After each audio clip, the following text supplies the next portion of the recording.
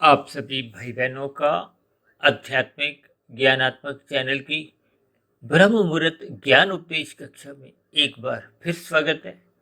आज की चर्चा का विषय है तीन परछाइयाँ।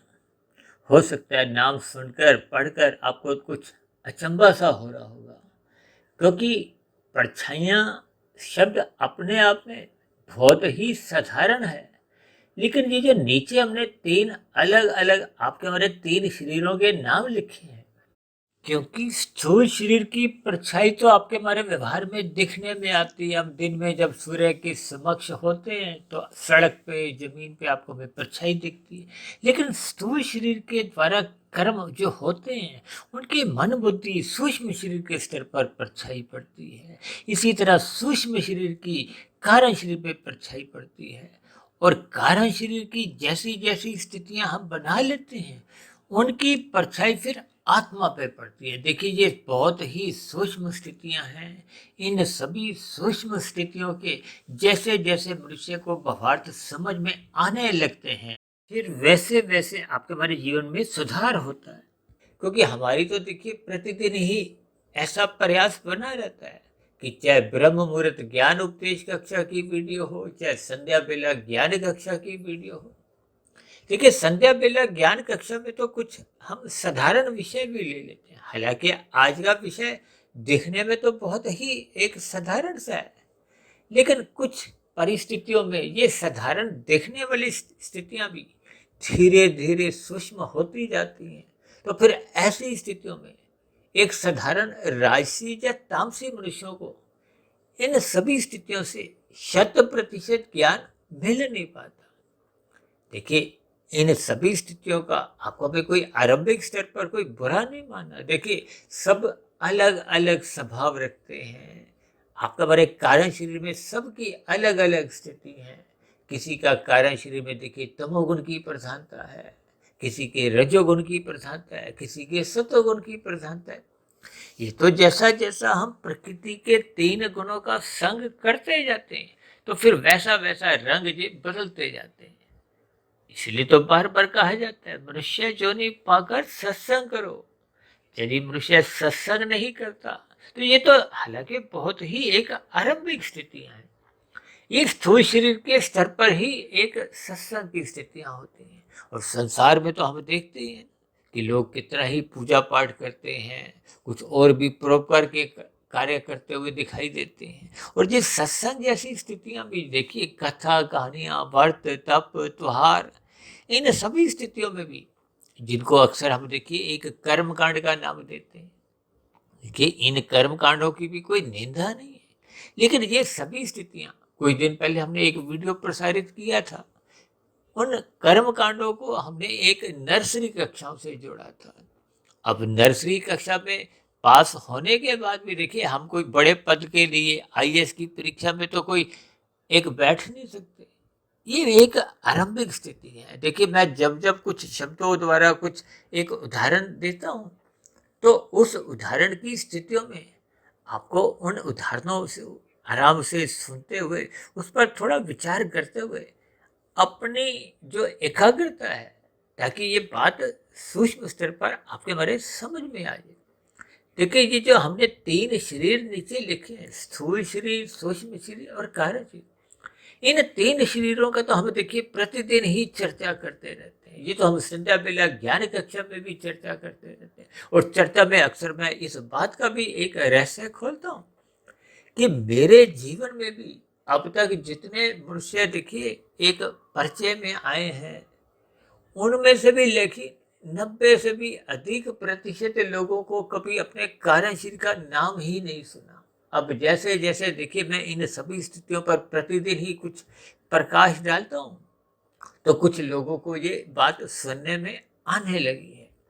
हालांकि देखिए, शब्द एक अलग स्थितियां हैं, उन शब्दों के अर्थ जानना एक ऊंची स्थिति है, और अर्थ के बाद उनके भावार्थों को समझना, इसमें तो देखिए पूरा जीवन भी छूटा पड़ जाता है। इसलिए तो देखिए गीता के ऊपर ही कितने भाष्य लिखे गए। सबके अलग अलग देखिए एक दृष्टिकोण होता है। आपका हमारा दृष्टिकोण कुछ अलग है। हमने भी तो देखिए परमात्मा के आशीर्वाद से लगभग पिछले 4.5 पौने 5 वर्षों में 2000 के आसपास की जो वीडियो, जिसमें लगभग 1960-70 वीडियो तो हमने लगभग शायद प्रसारित भी हो चुकी है। इन सभी वीडियो में देखिए कोई नया ज्ञान नहीं है। घूम फिर के देखिए हम 3 ही तत्वों की हम चर्चा करते हैं, और वेदों में भी जिसको देखिए समझना एक साधारण मनुष्य के लिए बहुत ही कठिन स्थिति है, उस वेदों में भी देखिए मूलभूत रूप से 3 ही तत्वों की चर्चा आती है। एक माया है, माया को प्रकृति के 3 गुण को, तमोगुण, रजोगुण और सत्वगुण, या प्रकृति को, ये तो एक जड़ तत्व है। साधारण बोलचाल में तो हम बार बार कहते रहते हैं कितनी ही परिवर्तनशील है ये प्रकृति। ये एक साधारण शब्दों में कुछ कह दिया जाता है, उसके भावार्थ आपको में एक आरंभिक स्थितियों में समझ नहीं होती। देखिए शास्त्र तो बार बार कहते हैं ये माया तो जड़ है। अब जड़ में कभी भी अपने आप कोई क्रिया नहीं होती, जड़ में अपनी कोई स्वयं की इच्छा शक्ति नहीं होती। यानी कि शास्त्रों में 3 ही तत्वों की चर्चा आती है, माया की, और फिर आता है आत्मा, जो कि आप भी आत्मा हो, मैं भी आत्मा हूं। आपकी आत्मा में मेरी आत्मा में कोई अंतर नहीं है। आपके घर में देखिए कितने ही और जीव भी रहते हैं, परिवार के सदस्य ही नहीं रहते। कहीं आप देखोगे कोई मक्खी है, कोई मच्छर है, कोई चींटी चल रही है, कोई काकरोच है, कोई छिपकली है। देखिए इन शब्दों के आपको में भावार्थ समझने, इन शब्दों पे अटकने की आवश्यकता नहीं। अन्यथा फिर ज्ञान की कड़ियां देखिए जैसे जैसे परमात्मा मेरे से बुलवाते हैं, वो फिर ज्ञान की कड़ियां आपको क्रमबद्ध तरीके से जब समझ नहीं आती, तो फिर धीरे धीरे आपके मेरे इन शास्त्रों के प्रति रुचि घटने लगती है और संसार के प्रति रुचि बढ़ने लगती है। देखिए जब जब संसार के प्रति रुचि बढ़ती जाती है, उस बढ़ी हुई रुचि का देखिए कोई अंत नहीं है। ऐसे कितने ही मनुष्य हैं जो पूरे जीवन में भी देखिए 1 लाख भी कमा नहीं पाते। हो सकता है ऐसी बात सुनने में आपको अजीब लग रही हो। देखिए ऐसे कितने ही मनुष्य हैं जो गरीबी रेखा से देखिए नीचे हैं, जिनका आपने कभी अपनी स्मृति में भी एक कल्पना नहीं कर सकते, जिनके पास मात्र एक पतीला, एक बाल्टी, 2-4 बर्तन, एक टूटी फूटी चारपाई है रहने को, वो भी अपना जीवन बिताते। कितने मनुष्य हैं आपके हमारे जैसे जो जीवन भर भी देखिए 1 करोड़ भी नहीं कमा पाते, और ऐसे कितने ही मनुष्य इस संसार में हैं जो हर रोज ही 1 करोड़, 2 करोड़, 100 करोड़ भी कमाने वाले। देखिए इतना सब स्थितियां जब आप और हम अपने जीवन में इन स्थितियों पर विचार करते हैं, तो फिर आपको परमात्मा की ये सृष्टि कहो, परमात्मा की ये पूर्ण जो एक रचना है, जो एक दृश्यमान है। देखिए ये कमाना अलग बात है, लेकिन कमाए हुए पदार्थों को हम खाने की देखिए एक सीमा है, भोगने की एक सीमा है। क्योंकि भोगने वाला कौन है? स्थूल शरीर। हालांकि हमने देखिए नीचे परछाइयों के नीचे 3 शरीरों का ही जिक्र किया, 3 शरीरों का ही लगभग हम प्रतिदिन ही चर्चा करते रहते हैं। ये जो 84 लाख प्रकार की जोनियां हैं, ये इनका अभिप्राय स्थूल शरीर से ही है। सूक्ष्म शरीर और कारण शरीर से इनका अभिप्राय नहीं है। क्योंकि जन्म किसका होता है? स्थूल शरीर का। मृत्यु किसकी होगी? स्थूल शरीर की ही होगी। और यदि ये कारण शरीर या सूक्ष्म शरीर, ये स्थितियां देखिए स्थूल शरीर के भीतर सूक्ष्म शरीर है, सूक्ष्म शरीर के भीतर ही कारण शरीर है। अब ये तीनों भी देखिए शरीर माया के ही है। हालांकि ये इतने सूक्ष्म हैं कि आप और हम देखिए अपने स्वयं के कारण शरीर का भी आपको हमें कोई बोध नहीं है। मैंने बताया ना, कितने मनुष्यों ने तो कभी अपना इस कारण शरीर का नाम ही नहीं सुना। और अक्सर मैं इसको देखिए डॉक्टरों द्वारा कुछ स्थितियों पर एक विशेष प्रकाश डालते हुए इस कारण शरीर की स्थिति पर थोड़ा ज्ञान देता हूँ। देखिए स्थूल शरीर के स्तर पर आपको में कितने ही रोग होते हैं, खांसी, जुकाम, बुखार, ये तो एक साधारण परिस्थिति है, ये तो घरों में अक्सर होते जाती है। जब कोई विशेष रोग आपको स्थूल शरीर के स्तर पर जब पनपने लगता है, तो हम डॉक्टर के पास जाते हैं। किस लिए? क्योंकि वो उसके कारण की परख रखता है, ज्ञान रखता है। वो उस कारण को दूर करता है। जितनी भी दवाइयाँ देता है या कुछ और भी परहेज बताता है या जैसे जैसे आपका इलाज होता है, वो इलाज कारण शरीर का होता है। कारण शरीर जब वो कारण शरीर का अभिप्राय मतलब उस कारण को, रोग का जो कारण होता है, उस पर जब वो पूर्ण सफलता पा लेता है, तो फिर रोग जो कि दिख रहा था, जो आप हमें दुख दे रहा था, वो रोग समाप्त हो जाता है। ठीक इसी तरह ये जो 84 लाख प्रकार की योनियों में बार बार आपका मेरा जन्म मरण होता रहता है। जन्म हुआ तो मरण तो होगा, ये तो एक साधारण सी स्थिति है, किसी भी योनि में हो। अब योनियों में देखिए, मनुष्य से नीचे की तो 80 लाख प्रकार की योनियां हैं। उन योनियों में कितनी ऐसी योनियां जिनके मनुष्य नाम सुनकर भी एक भय की स्थिति में आ जाता है। देखिए, ये सभी स्थितियां आपको हमें ज्ञानपूर्वक समझनी चाहिए। हम तो प्रतिदिन ही इन सभी स्थितियों पर देखिए कुछ ना कुछ एक अपने विचार रखते हैं। हालांकि मेरी देखिए कोशिश होती है कि शास्त्रों द्वारा जितनी भी बातें समझाई गई, उन बातों को एक सरल तरीके से इस ढंग से रखा जाए कि बात आपको में समझ में आ जाए। यदि समझ नहीं आती, यानी कि उसके भावार्थ समझ में आ जाए। अक्सर मेरी चर्चाओं में देखिए शब्दों के साथ साथ उसके अर्थों पे चर्चा होती है, अर्थों के साथ साथ भावार्थों पे चर्चा होती है। देखिए, शब्द तो सभी के सभी एक भौतिक है। शब्द किसका गुण है? आकाश का गुण है। ये जो पृथ्वी जल अग्नि वायु आकाश है, ये देखिए पृथ्वी एक इस माया का अंतिम घटक है। आज देखिए इस पृथ्वी के टुकड़े के ऊपर ही दो देशों में पिछले 1 डेढ़ 2 वर्षों से लड़ाई झगड़े हो रहे हैं, युद्ध चल रहे हैं। और अक्सर कुछ घरों में भी देखिए इस भूमि के ऊपर ही, जायदाद के ऊपर ही, संपत्ति के ऊपर ही कुछ ऐसे ही विवाद न्यायालयों तक भी पहुंच जाते। लेकिन इन स्थितियों पर आप लोग चिंतन नहीं करते। अक्सर मैं अपनी चर्चाओं में बार बार कहता रहता हूँ कि आपने हमने खाने देखिए 100 रुपये हैं, 1000 रुपये हमने पहले ही कमा कर रख लिए हैं, फिर भी देखिए मनुष्य लाखों की हेरा फेरी करता है, अनीतिगत कार्य करता है। अब जब हम अनीतिगत कार्य करेंगे, आपके द्वारा किए गए कर्मफल सिद्धांत में वो पाप श्रेणी में चले जाते हैं, तो फिर भविष्य में देखिए वो किए गए कर्म का आपको ही हमें एक प्रतिकूल परिस्थिति के रूप में भोगना पड़ता है, दुख भोगने पड़ते हैं। ये जो नीचे की 80 लाख प्रकार की योनियां जो अनादि काल से बार बार समझाई जाती है, ये दंडमयी योनि है, कष्टमयी योनि है। अब परमात्मा तो देखिए न्यायकारी भी है, परम दयालु भी है। परमात्मा तो देखिए आनंद के सागर है।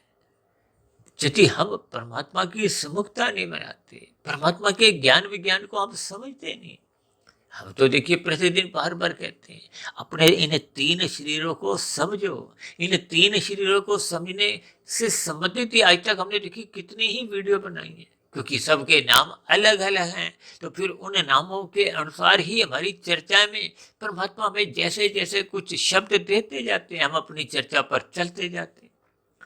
उस दौरान में हम देखिए जैसे जैसे कुछ उदाहरण मेरे मन मस्तिष्क में आते हैं, मैं भी अपनी वीडियो में उनको स्थान देता जाता हूँ, ताकि बात आपको भी समझ में आए।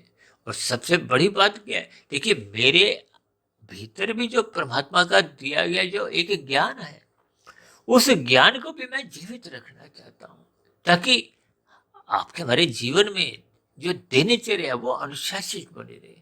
क्योंकि जब जब ज्ञान की न्यूनता होती है, न्यूनता का मतलब क्या है, देखिए ज्ञान को प्रकाश से जोड़ा जाता है। आध्यात्मिक स्थितियों को देखिए ज्ञान कहा जाता है और भौतिक स्तर पे प्रकाश कहा जाता है। अब प्रकाश तो देखिए सूर्य द्वारा होने पे ही आपको हमें दिखाई देता है। अब शाम को सूर्य नहीं होता तो हम क्या करते हैं, बल्ब ट्यूब जला देते हैं, वो भी तो सूर्य का ही एक छोटा रूप है। देखिए इन सभी स्थितियों पर पृथ्वी जल अग्नि वायु आकाश, ये जो आज मैंने 3 परछाइयों का जिक्र किया है, ताकि परछाई शब्द पर हम थोड़ा चिंतन करें। ये स्थूल शरीर देखिए, आपके हमारे स्थूल शरीर तो पृथ्वी जल अग्नि वायु आकाश के बने। अब इसमें देखिए पृथ्वी तत्व की ही एक मुख्य प्रधानता मानी गई। जल से कम सूक्ष्म कहा जाता है। देखिए परछाई किसकी होती है, आपके हमारे शरीर की होती है। ये शरीर एक ठोस पदार्थों का बना है। देखिए जितना ठोस पदार्थ होगा उसकी परछाई आपको हमें स्पष्ट रूप से नजर आती है। आप तो हम देखिए घरों में रात को जब लाइट भी जलाते हैं उसका भी कुछ ना कुछ देखिए एक प्रकाश जब उस स्थूल पदार्थ पे पड़ता है तो उसके पीछे एक परछाई आती है, यानी कि वो पीछे की स्थिति है। इस पर थोड़ा चिंतन करना है। इसलिए आज मैंने देखी वीडियो का नाम ही 3 परछाइयां लिख दिया। हालांकि ये जो पृथ्वी जल अग्नि वायु आकाश की ही स्थितियां हैं, यही आपको मैं देखिए क्रमशः स्थूल से कम स्थूल नजर आती है। अब पृथ्वी तत्व की देखिए परछाई यानी कि आपके मेरे शरीर की परछाई तो आपको मैं स्पष्ट नजर आती है। ये जो जल की स्थिति है, देखिए जल जब भी हम अपने हाथ से गिलास से थोड़ा अगर हम जल जैसे हम सूर्य देव को अर्घ देते हैं जल चढ़ाते हैं तो आप महसूस करोगे कि जैसे ही जल ऊपर से नीचे हम गिरता है। देखिए इसको आपने एक भौतिक स्तर पर बात को समझने हैं कि जैसे ही जल नीचे गिरता है तो उसका भी कुछ परछाई सी धुंधली सी स्थिति आपको हमें नजर आती है इन स्थूल आंखों से। और इसी तरह अग्नि की लपटों की भी देखिए इन सभी स्थितियों के क्रमबद्ध तरीके से आप जितना जितना बात समझ में आ जाएगी तो फिर उतना उतना आपके अंदर जो मन बुद्धि की स्थितियां हैं वो प्रकाशित होने लगेंगी। परमात्मा के प्रति शास्त्रों के प्रति आपका एक रुझान आने लगेगा, जिसको कहते हैं ना जिज्ञासा। परमात्मा को जानने की जब जिज्ञासा होती है, सुनने की इच्छा होती है। अब ऐसे कितने ही मनुष्य हैं जिनको इन सात्विक वीडियो को सुनते ही सिर दर्द आरंभ हो जाती है। मेरे पास तो कुछ ऐसे भाई बंधुओं के भी फोन आते हैं कि आपकी वीडियो तो बहुत लंबी होती है। उस लंबी वीडियो में देखिए हमें कभी कभी कोई सिर दर्द जैसी स्थितियां भी बनने लगती है, बात तो समझ नहीं आती। देखिए ये एक सच्चाई है। जब बात आपको मैं समझ नहीं आती, देखिए हम स्कूल में भी जब बैठते थे, यदि आपके मेरी पढ़ाई में रुचि नहीं हो तो हम अपने मन बुद्धि के स्तर पर अक्सर सोचते हैं कि कब इस पीरियड की घंटी बजे और इस अध्यापक से हमारी छुट्टी हो। ये तो रुचि के ऊपर है। जैसे जैसे आपकी रुचि बढ़ेगी, उस भौतिक ज्ञान हो चाहे आध्यात्मिक ज्ञान हो, देखिए भौतिक ज्ञान को मैं अक्सर शिक्षा से जोड़ता हूँ, आध्यात्मिक ज्ञान को ही हम ज्ञान कहते हैं, क्योंकि ये सभी स्थितियां अक्सर मैं अपनी चर्चाओं में कहता रहता हूँ ना, परमात्मा के ज्ञान विज्ञान को समझो।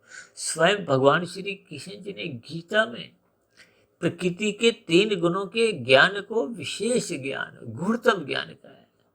इसीलिए हम देखिए प्रतिदिन ही अपनी चर्चाओं में इन 3 गुणों पे ही चर्चाएं करते हैं। इन 3 गुणों की चर्चाओं में ही हमारा प्रतिदिन की जो एक साधारण स्थिति है, शास्त्रों की जो एक स्थिति है, जैसे आज हम देखिए ये 3 परछाइयों को ही अपना आधार लेके चर्चा को आगे बढ़ा रहे हैं। मूलभूत रूप से तो देखिए शास्त्रों का ही ज्ञान होता है, उस शास्त्रों के ज्ञान को आपको में समझना है। हालांकि ये कोई नया ज्ञान नहीं है, ये ज्ञान देखिए सभी आत्माओं को पहले से ही है। चाहे कोई मक्खी हो, कीड़ा मकोड़ा हो, छिपकली हो, कबूतर हो, कुत्ता हो, गाय हो, सबको ये ज्ञान है। क्योंकि आत्मा को तकनीकी रूप से सैद्धांतिक रूप से ज्ञान स्वरूप ही कहा गया। ये जब आपका मेरा ये जो ज्ञान वापसी आता है, वापसी का मतलब क्या है? ये देखिए आत्मा के ऊपर ये जो 3 शरीरों के बंधन है, परछाई है। इसीलिए तो देखिए अब आप कहोगे कि हमारी जो एक चर्चा है, देखिए वो अंतिम रूप में जो बात आती है तो आत्मा परमात्मा पे ही आती है, क्योंकि आत्मा ज्ञान स्वरूप है, परमात्मा एक अनन्य स्वरूप सत्ता है। जब तक हम संसार में ही ठोकरे खाते रहते हैं, ठोकरे मैं इसलिए कह रहा हूँ क्योंकि अंतोगत्वा यहाँ के जितने भी सुख हैं वो देर सवेर दुख में तब्दील हो जाते हैं, बदल जाते हैं। यानी कि ये सभी के सभी सुख जब दुख में बदल जाते हैं तो फिर वो दुख आपको में अच्छे नहीं लगते। क्यों नहीं अच्छे लगते? क्योंकि वो आत्मा का स्वभाव ही नहीं। आत्मा सदा ही परम सुख चाहती है, और परम सुख इस संसार में चाहे बहुत बड़े से बड़ा देखिए प्रधानमंत्री हो, उद्योगपति हो, फिल्मी जगत का उभरता हुआ सुपरस्टार हो, खेल जगत का नामी गिनामी खिलाड़ी भी हो, यानी कि कोई कितना भी भौतिक स्तर पर नंबर 1 हो, उसके जीवन में भी देखिए दुख आते हैं। क्यों आते हैं? क्योंकि ये संसार ही दुखालय है। इस संसार को देखिए, मैंने एक बार एक वीडियो बनाया था, हो सकता है 6-8 महीने 1 साल हो गया हो। भौतिक सुख वो हमने 1/100% लिखा था, यानी कि 1% सुख में संसारी सारे सुख आ जाते हैं।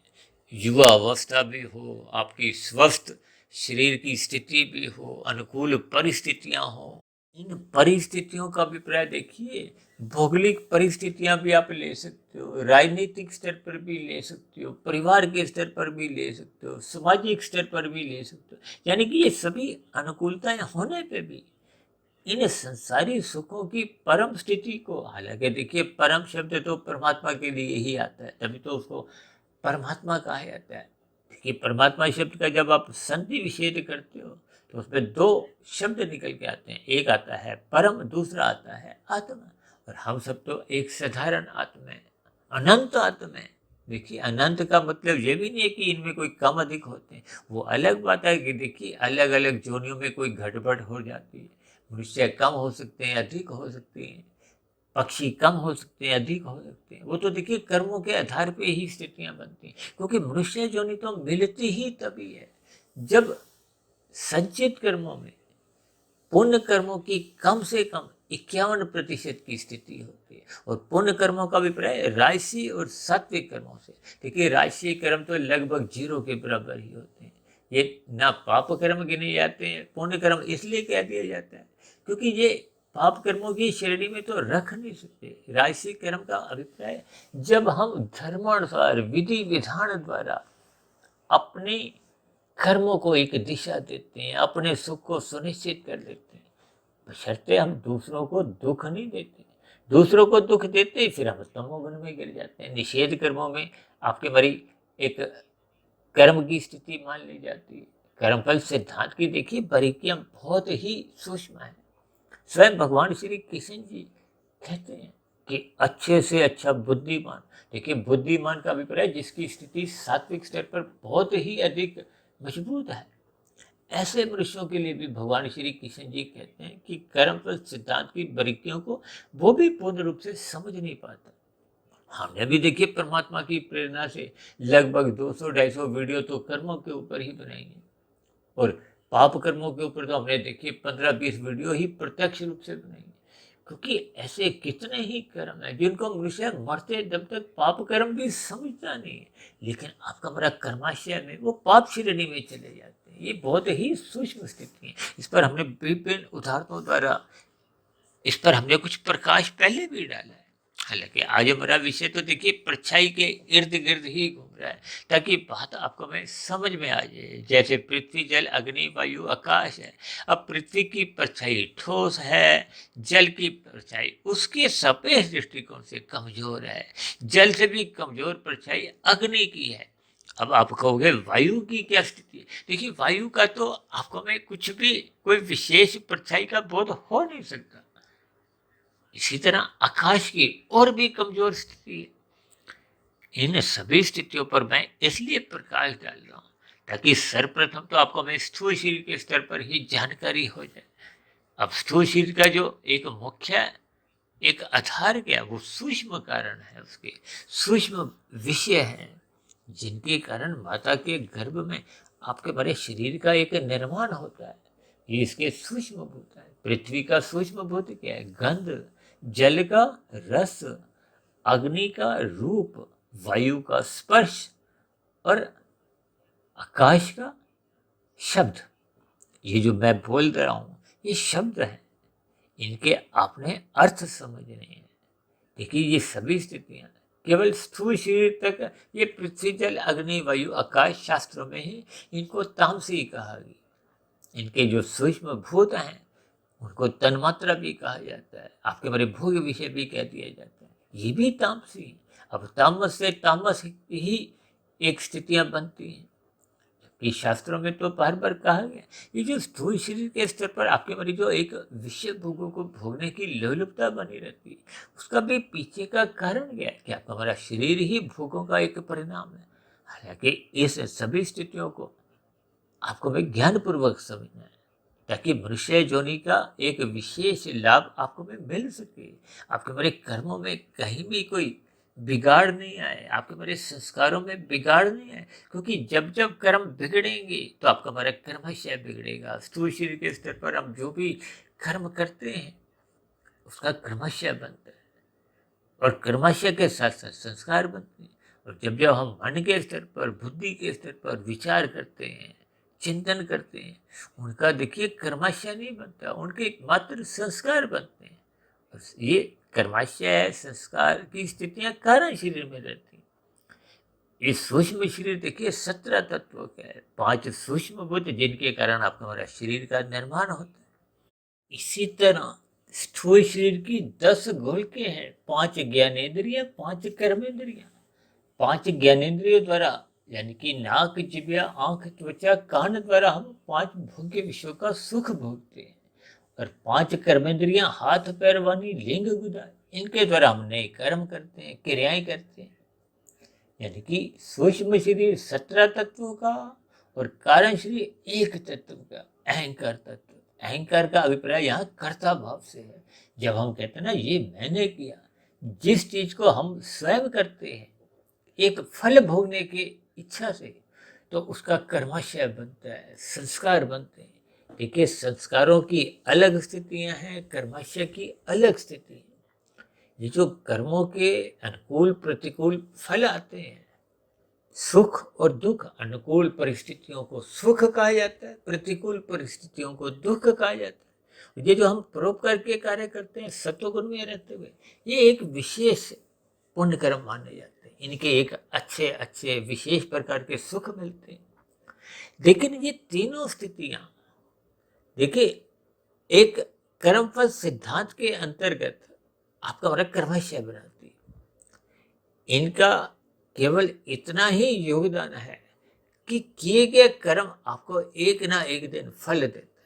कर्म देखिए, कोई कर्म हफ्ते में फल देता है, कोई महीने में, कोई साल में, कोई 10 साल में, कोई 50 साल में, कोई इस जन्म में फल देने का उसकी स्थिति ही नहीं, कई जन्म लग जाते हैं। देखिए जी बहुत ही सूक्ष्म स्थिति है। कोई कोई बातें देखिए सूक्ष्म स्तर पर शब्दों द्वारा उतना हम प्रकाश डाल ही नहीं सकते। वो जैसे जैसे आप उन स्थितियों पर स्वयं पहुंचते जाओगे तो वो स्वयं ही आपको अपने प्रश्नों के उत्तर स्वयं ही मिलते जाएंगे। देखिए ये सभी स्थितियां परमात्मा की व्यवस्था में अपने आप ही बनती हैं। और जो हम प्रतिदिन बार बार कहते हैं सत्संग करो, सत्संग करो, शास्त्रों को पढ़ो, गुरु को सुनो, ये केवल इसलिए कि आपका मेरा जो आत्मा का ज्ञान है वो आपको में वापस आ जाए। क्योंकि वापस आने का मतलब क्या, उस पर एक कहते हैं ना, जैसे हम सूर्य के प्रकाश के आगे काले बादल आ जाते हैं, तो ये तामसिक स्थितियां जितनी भी हैं स्थूल शरीर से संबंधित हैं, भोगों से संबंधित, ये एक तामसिक स्थितियां आपके मेरे ज्ञान को ढक देती हैं। अब देखिए कोई बल्ब ट्यूब का प्रकाश को जब आप काले रंग से ढकते हो, अब तमोगुण को तो हम काले रंग से दर्शाते हैं। अब काला रंग जब उस प्रकाश को ढकता है तो फिर बाहर कुछ आता ही नहीं है उसका प्रकाश। जबकि और कोई रंगीन रंग से हम ढकते हैं तो थोड़ा थोड़ा धुंधला प्रकाश बाहर भी आ जाता है। देखिए इनके भावार्थ हैं। इसलिए तो हम स्थूल शरीर के स्तर पर, सूक्ष्म शरीर के स्तर पर अलग अलग स्थितियां समझाते हैं। रजोगुण को हम देखिए धुंध से जोड़ते हैं, धुंध में अधिक दूरी का नजर नहीं आता। इसलिए तो राशि मनुष्य देखिए विषय भोगों में तो लगा रहता है, लेकिन उसको अपने बड़े भविष्य में दूर की स्थितियों का बोध नहीं होता। ये बोध होता है सत्वगुण में, जब हम सत्संग करते हैं, सत्वगुण का संग करते हैं। देखिए सत्संग का साधारण अर्थ ही ये है, सत्वगुण का संग करो। ये सत्वगुण का संग देखिए, हम बार बार जो कहते हैं कि ब्रह्म मुहूर्त में उठो, क्योंकि ब्रह्म मुहूर्त वो सत्वगुण की एक शुद्धतम स्थिति है। सूर्य निकलने से भोर के 2 घंटे 40 मिनट की स्थिति, और एक बार हमने वीडियो बनाया था ना कि सूर्य निकलने से पूर्व के 5 घंटे 20 मिनट की स्थिति, उस समय उठ जाना चाहिए। ये एक बहुत ही ऊंचे स्तर की स्थिति है। इन सभी स्थितियों को आपको भी ज्ञान पूर्वक समझना होगा। तभी तो आज हमने देखिए वीडियो का नाम ही क्या रखा है, 3 परछाइयाँ। यानी कि स्थूल शरीर के स्तर पर हम जैसे जैसे कर्म करते रहते हैं, सारा दिन हम कितने ही कर्म कर जाते हैं। ये एक बहुत ही स्थूल स्तर पर आदतें कहो, छोटे छोटे हम पौधे लगाते हैं, कर्म कहो, यानी कि इन सभी स्थितियों का एक परछाई मन बुद्धि के स्तर पर बनती है। फिर मन बुद्धि में वो पहले के जो जिन कर्मों को हम कर चुके होते हैं, उसमें आपको हमें सुख मिलता है। वो सुख हम बार बार भोगना चाहते हैं। ये मन बुद्धि में फिर फुरने आते हैं। देखिए, मन बुद्धि यानी कि स्थूल शरीर की परछाई ही सूक्ष्म शरीर पे पड़ती है। फिर सूक्ष्म शरीर में हम जैसी जैसी स्थितियां बन जाते हैं, तो वो आपके हमारे लगाए गए पौधे थोड़े थोड़े बड़े हो जाते हैं, वृक्ष बन जाते हैं। अब वृक्ष बनने का अभिप्राय क्या है? वृक्षों की ही जड़ें होती हैं। देखिए, पौधों की तो छोटी छोटी जड़ें होती हैं, वो नजर भी आ जाती हैं। वृक्षों की जड़ें तो फैल जाती हैं। ये फैलना का अभिप्राय क्या है कि सूक्ष्म शरीर की आप परछाई वो कारण शरीर में फैल जाती है, जड़ों के रूप में, संस्कारों के रूप में, स्वभाव के रूप में। और फिर कारण शरीर से ही जैसी जैसी स्थितियां आपके हमारे वहां से, जैसे कहते हैं ना, समुद्र से तरंगे उठती रहती है, ठीक इसी तरह ये जो बने हुए संस्कार होते हैं, ये जड़ों के समान है। ये आपके बारे बार बार मन बुद्धि के स्तर पर, यानी कि कारण शरीर की स्थितियों का बोध मन बुद्धि के स्तर पर जब फुरने आते हैं, और ये फुरने देखिए कितने तीव्र होते हैं। अब कोई देखिए फुरना तूफानी वेग से आएगा, तो फिर तो वो स्थूल शरीर के स्तर पर वो एक कर्म फटाफट करवा जाता है। ये जो बलात्कार की स्थिति है, हत्या जैसी स्थिति है, और भी देखिए जघन्य अपराध है, ये बने हुए बुरे संस्कारों का ही परिणाम होता है। यानी कि ये सभी स्थितियां आपको हमें क्रमबद्ध तरीके से समझनी होगी, इस पर बार बार चिंतन करना होगा। अब कभी कभी कुछ भाई बहन ऐसा भी कहते हैं कि वीडियो सुनते समय वीडियो के अंत तक ऐसे लगता है कि हमें पूर्ण ज्ञान हो गया, लेकिन घंटे बाद 2 घंटे बाद स्थिति फिर वहीं की वहीं आती है। इसका अभिप्राय क्या होता है कि जैसा आपको हमारा कार्यशील बन चुका होता है पहले के प्रयासों द्वारा, प्रयास क्या है, श्रद्धा पूर्वक सत्संग, उस पर फिर मनन। देखिए, मनुष्य जोनि में ही हम कार्यशील की स्थितियों को बदल सकते हैं, बिगाड़ भी सकते हैं, सुधार भी सकते हैं। अब नीचे की जोनियों में तो देखिए संस्कारों की स्थितियों को ताला लग जाता है, वो ताला खुलता नहीं है। खुलता कब है? मनुष्य जोनि में। ये ऊपर की जोनियों में भी संस्कारों की स्थितियों के कमरे को ताला लगा रहता है। ऊपर की जोनियों में देखिए पुण्य कर्मों का नाश होता है। अब पुण्य कर्म का अभिप्राय विशेष सुखों को जब हम भोगते हैं, जैसे हम देखिए धन को खर्च करते हैं, लाख रुपए आपकी जेब में, आपने लाख का कोई सामान लिया तो वो आपने सुख भोगा, तो लाख रुपया तो खर्च हो गया। तो ऐसे ही ये मुद्रा है, ये परमात्मा के यहाँ देखिए आपके मेरे कर्मों की मुद्रा चलती है। दुख भोग लेने पे फिर आपका हमारा देखिए, जब कोई जेल में सजा भुगत आता है, चाहे वो हत्या की हो या किसी भी स्थितियां का, देखिए यहाँ के कानून की बात करो, वहाँ के कानूनों की तो बहुत सूक्ष्म स्थिति है, वो शब्दों द्वारा इतनी समझ भी नहीं आती। यानी कि जैसे कोई अपराध करता है, उसकी 10 साल 20 साल जो भी उसकी सजा है भोगाता है, तो फिर वो सामान्य मनुष्य कहलाता है, क्योंकि उसने उसका एक फल कहो, परिणाम कहो, वो भोग लिया। लेकिन वो जो उसके बुरे संस्कार बन चुके थे, वो बुरे संस्कार यदि हमने समाप्त कर लिए, तभी तो देखिए जेलों में भी सरकारों द्वारा कुछ ऐसे सत्संग की व्यवस्था की जाती है ताकि कैदियों का मन परिवर्तन हो, उनके कार्य शरीर की स्थितियों में सकारात्मक परिवर्तन आए, ताकि जेल से छूटने के बाद वो पुनः इन गलत कार्यों में, अपराधों में पुनः शामिल ना हो। इसीलिए तो मनुष्य जोनि में आपको हमें सत्संग करने की एक सुविधा देगी। देखिए, ये सुविधा का अभिप्राय क्या है कि आप जितना मर्जी ब्रह्म मुहूर्त में उठकर परमात्मा को लूटो। लूटने का अभिप्राय क्या है? देखिए, हम जितना जितना परमात्मा को लूटते हैं तो आपको हमारा ज्ञान स्वयं का खर्च नहीं होता, लेकिन दिन में जब हम संसार को लूटते हैं तो आपका हमारा ज्ञान भी खर्च होता है, शिक्षा भी खर्च होती है। देखिए ये सूक्ष्म इनके अर्थ आपको हमें समझने होंगे। यानी कि दिन में जो हम स्थितियां बनाते हैं वो आपको हमारा कर्माशय बनाती है।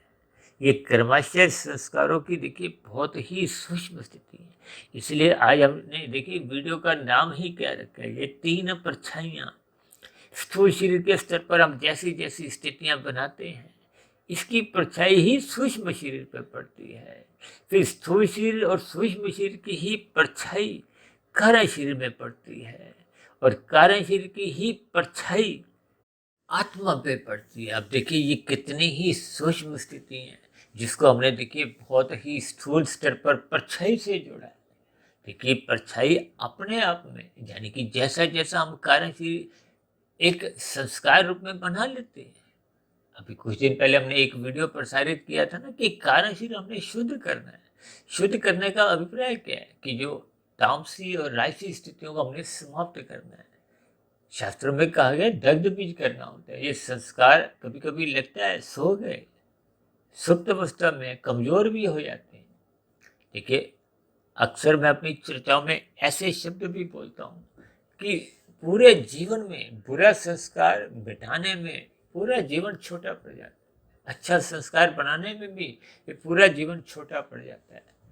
अक्सर हम सोचते हैं कि ये मैंने संस्कार मिटा दिया। देखिए शास्त्र कहते हैं जब तक बुरे संस्कार दग्ध बीज नहीं होते, क्योंकि बीज जब जल जाता है फिर उसमें कोई अंकुरण नहीं होता। अंकुरण होने का अभिप्राय क्या है, मन बुद्धि में फुरने आते हैं।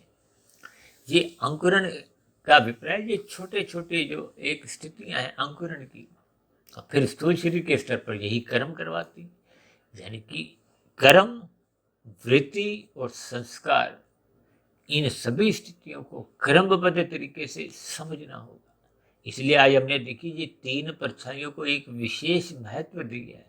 तीन शब्द को हमने देखिए सफेद रंग से दर्शाया है। परछाई क्योंकि एक परिणाम रूप में कहो, प्रभाव रूप में, इन सभी स्थितियों के सूक्ष्म भावार्थ आपको हमें समझने होते हैं। इसलिए इन सभी स्थितियों के आपको हमें अर्थ समझने हैं, भावार्थ समझने हैं, और जहाँ जहाँ आपकी बड़ी कमजोरी है स्थितियों में सुधार लाना है। और ये सुधार आता है सतोगुण से, परमात्मा की सम्मुखता से, परमात्मा की स्मृति बनाने से। क्योंकि कारण शरीर जितना जितना शुद्ध होता जाएगा, जैसे 30% कारण शरीर में शुभ संस्कार बन गए, तो फिर वो 30% जो कारण शरीर का जो एक स्थिति है वो उसको आत्मा को उसके मूल ज्ञान को वापस ले आती है। जितने प्रतिशत वो मूल ज्ञान वापस आ जाता है उतने प्रतिशत ही आत्मा परमात्मा के सम्मुख रहती है। बस उतने ही प्रतिशत उसको परमात्मा के आनंद की झलकें मिलती है। देखिए आत्मा और परमात्मा का सजातीय संबंध है। आत्मा ज्ञान स्वरूप है। आत्मा का परमात्मा की सम्मुखता बढ़ते ही आपको हमें आनंद तो मिलता ही है, आपका हमारा ज्ञान आवृत नहीं होता। आवृत इसलिए नहीं होता क्योंकि परमात्मा एक आनंद स्वरूप सत्ता है और आनंद में ज्ञान नित्य है। कि माया के सम्मुख होते ही सर्वप्रथम हम परमात्मा के विमुख हो जाते हैं। परमात्मा के विमुख होते ही आपका हमारा जो आनंद की स्थिति थी उस पर एक समाप्ति हो जाती है, ताला लग जाता है, वो डिलीट हो जाता है। क्योंकि अब हम सम्मुख किसके हैं, माया के। माया के तीन गुण हैं। अब जिस गुण के हम सम्मुख हो जाते हैं तभी तो कहा जाता है ये तमोगुण और रजोगुण ये बंधनदायक है, जबकि सतोगुण को देखिए मुक्तिदायक कहा जाता है। क्योंकि ये सतोगुण ही आपको हमें सत्संग में लगाता है, गुरु के सम्मुख करता है, आपके हमारे जीवन को अनुशासित करता है, दिनचर्या व्यवस्थित करता है।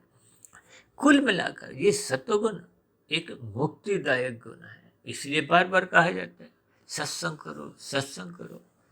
जो मनुष्य कहते हैं सत्संग नहीं करता तो फिर उसमें पशु वृत्तियां। ये पशु वृत्तियां क्या है, जब मनुष्य देखिए नीतिगत कार्य करता है, छल कपट ठगी हेरा फेरी करता हुआ दूसरों को पीड़ा देता है।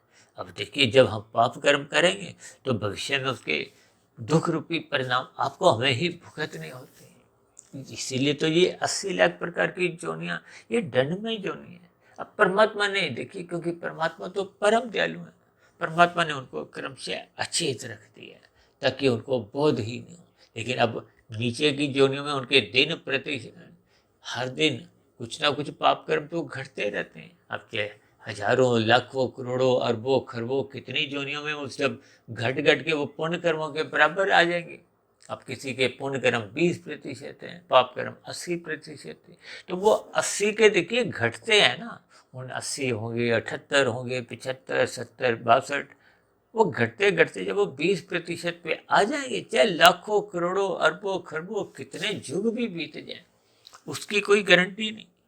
यानी कि वो घट घट के जब बराबर आ जाएंगे, देखिए बढ़ते तो है नहीं, बढ़ते कब है? मनुष्य जो नहीं, क्योंकि मनुष्य कर्म जो नहीं, ऊपर की जो नहीं है, सात्विक योनियों में भी कोई नया कर्माशय बढ़ता नहीं है, पुराने घटते हैं, वहां पुण्य कर्म घटते हैं, नीचे की योनियों में पाप कर्म घटते हैं। तो दोनों ही स्थितियों में जब घट घट के जो ये बराबर की स्थितियां बन जाती हैं, तो फिर मनुष्य जो नहीं मिल जाती है।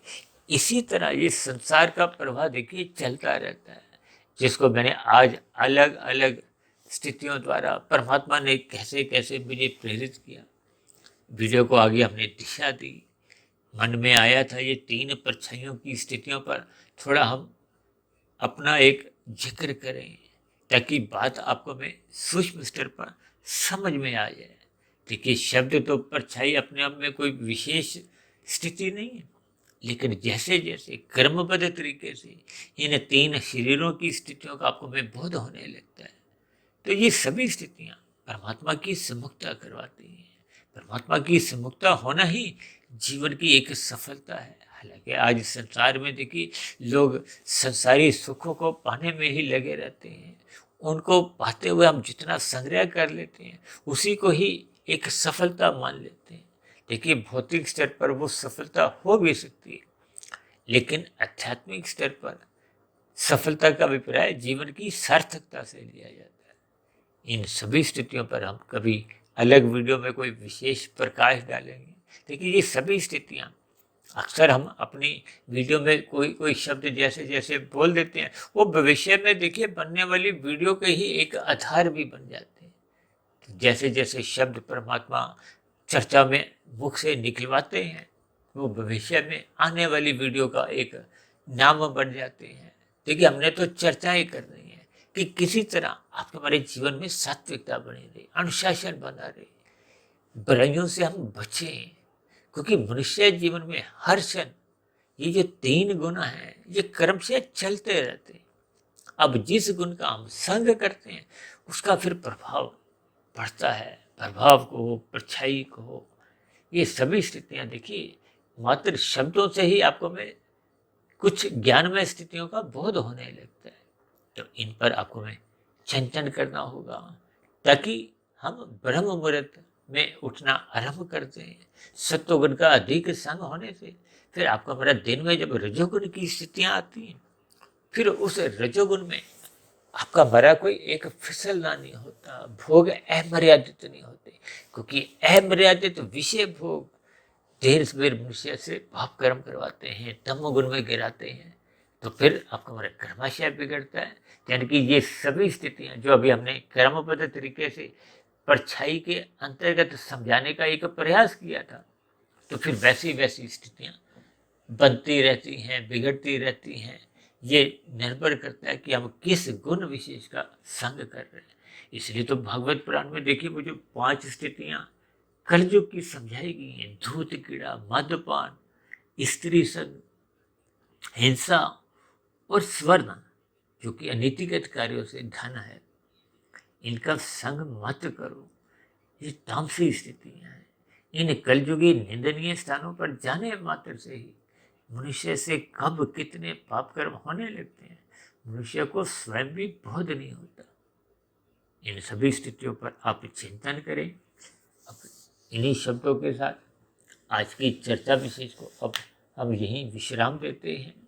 देखिए आज की चर्चा से हमने कुछ परछाई के रूप में जो एक प्रकाश डाला है, इनके केवल आपने भावार्थ समझने हैं, ताकि स्थूल शरीर के स्तर पर कम से कम आपके बारे जो एक बुराइयां हैं, पाप कर्म है, वो समाप्त हो जाए।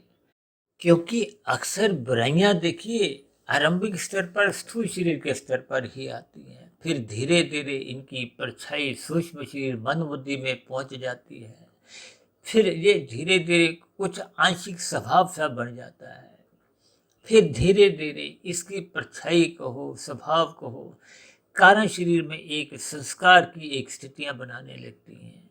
जैसे आजकल देखिए वो क्यूआर बारकोड होते हैं ना, उनसे हम स्कैन करते हैं, ये सभी स्थितियां देखिए संस्कारों से आप कुछ संबंध जोड़ सकते हो। ठीक इसी तरह आपके हमारे ये कारण शरीर में देखिए संस्कारों की स्थितियां बहुत ही सूक्ष्म है, जिनको मनुष्य साधारण स्तर पर समझ नहीं पाता।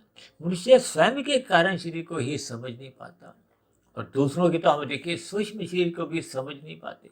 ये जितना भी आपका हमारा व्यवहार चलता है ये स्थूल शरीर के स्तर पर ही चलता है। स्थूल शरीर के स्तर पर ही आपको हमें कानूनों का पालन भी करना होता है। मन की सबकी अलग अलग स्थिति है, इन्हीं सभी स्थितियों पर ही हम देखिए प्रतिदिन कुछ ना कुछ अलग अलग वीडियो के नाम रखते हुए इन पर कुछ चर्चाएं करते रहते हैं, ताकि कुल मिलाकर आपके हमारे जीवन में सकारात्मक स्थितियां बनती जाए, आपके हमारे कारण शरीर शुद्ध होते जाए, ये जो संस्कारों की स्थितियों में बिगाड़ नहीं आए, क्योंकि ये बिगाड़ आना ही अपने आप में देखिए बहुत बड़ी हानि है, नुकसान है।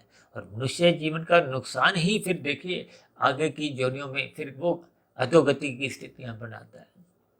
तो मेरी आप सभी भाई बहनों से विनती है कि इन सात्विक वीडियो को आप क्रमबद्ध तरीके से ध्यान से और वीडियो के चित्र पर सतह ही अपनी निगाह हमेशा बनाए रखें और वीडियो को ब्रह्म मुहूर्त में ही सुनने का एक स्वभाव बनाएं, ताकि वीडियो में बताए गए ज्ञान का हम पूर्ण लाभ ले सकें। देखिए पूर्ण लाभ तो यही है कि आपका हमारा रजोगुण बिगड़ने ना पाए, क्योंकि बिगड़ने का अभिप्राय तमोगुण में गिरने की स्थिति है।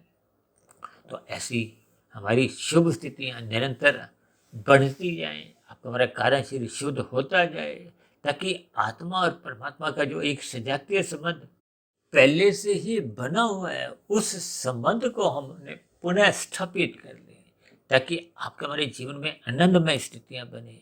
धीरे धीरे फिर कारण शरीर पूर्ण रूप से शुद्ध हो जाए, ये जन्म मरण के बंधन की स्थितियों से जो बंधन रूपी हैं वो समाप्त हो जाए।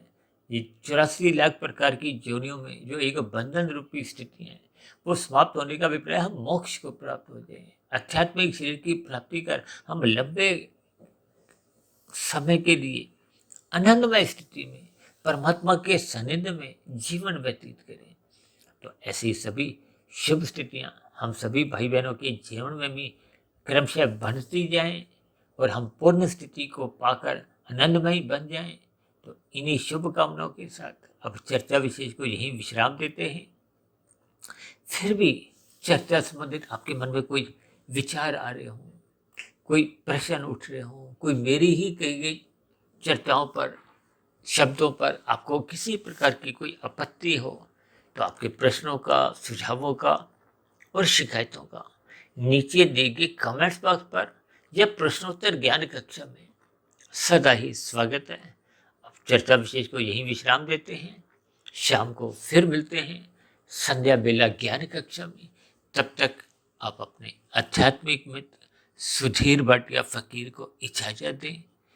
और यदि बनी हुई वीडियो आपको अच्छी लगने लगी हो, आपके कर्मों में सुधार आने लगा हो, परमात्मा में आपके प्रीति के भाव जगने लगे हों, तो मेरी आप सभी भाई बहनों से विनती है कि इन बनी हुई सात्विक वीडियो को आप अधिक से अधिक भाई बहनों में शेयर करना आरंभ करें, ताकि समाज में एक सतोगुणी वातावरण का विस्तार हो।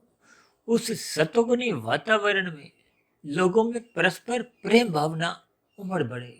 ये संघर्ष की स्थितियां, लड़ाई झगड़े की स्थितियां, छल कपट ठगी अनीतिगत कार्यों की जो एक स्थितियां वर्तमान कलयुग में दिखाई देने लगी हैं, इन सभी स्थितियों पर अंकुश लगे। देखिए ये सभी स्थितियां कोई एक दिन में बन नहीं जाती, लेकिन हम सभी भाई बहनों को अपने अपने कर्तव्य कर्मों द्वारा अपना अपना एक योगदान देना होगा, ताकि समाज में सतोगुणी वातावरण का विस्तार हो। तो इन सभी स्थितियों में आप सभी भाई बहन भी अपना अपना सहयोग दें ताकि समाज में भाईचारे का वातावरण बने। ये जो दो देशों के बीच में देखिए युद्ध की स्थितियां पिछले काफी समय से चल रही हैं, ये सभी स्थितियां हम सभी भाई बहनों को कहीं ना कहीं परेशान करती हैं। वातावरण में प्रदूषण बढ़ता जा रहा है। इन सभी स्थितियों पर हम सभी भाई बहनों को विचार करना होगा, और ये विचार तभी बनते हैं, सात्विक विचार तभी बनते हैं जब हम श्रद्धापूर्वक सत्संग करते हैं, तामसी स्थितियों से अपने आप को बचाते हैं, रात को जल्दी सोने लगते हैं। मौनात्मक स्थितियां आपके हमारे जीवन में देखिए प्रतिकूल प्रभाव डालती हैं, और जब जब हम तमोगुण का संग घटाने लगते हैं, नींद रूप में ही उसका संग करते हैं, बुराइयों से बचने लगते हैं, तो फिर सहज ही ब्रह्म मुहूर्त में उठने की स्थितियां बनने लगती हैं। ये ब्रह्म मुहूर्त में उठने मात्र से ही आपके हमारी दिनचर्या रजोगुण की ये सुधरने लगती है। और रजोगुण का सुधरना कहो और तमोगुण का ये जो बिगड़ना है, ये आपसे एक संबंध रखता है। इन दोनों ही स्थितियों पर जो लगाम है वो सत्वगुण के द्वारा ही होती है। तो इसलिए हम सभी भाई बहनों को अपनी सात्विक स्थिति मजबूत करने के लिए ब्रह्म मुहूर्त में उठना ही होगा। इन सभी स्थितियों पर आप भी चिंतन करें। तो चर्चा विशेष का भी यहीं विश्राम देते हैं। आप सभी भाई बहनों का इस चर्चा विशेष को ध्यानपूर्वक एकाग्र भाव से सुनने के लिए बहुत बहुत धन्यवाद।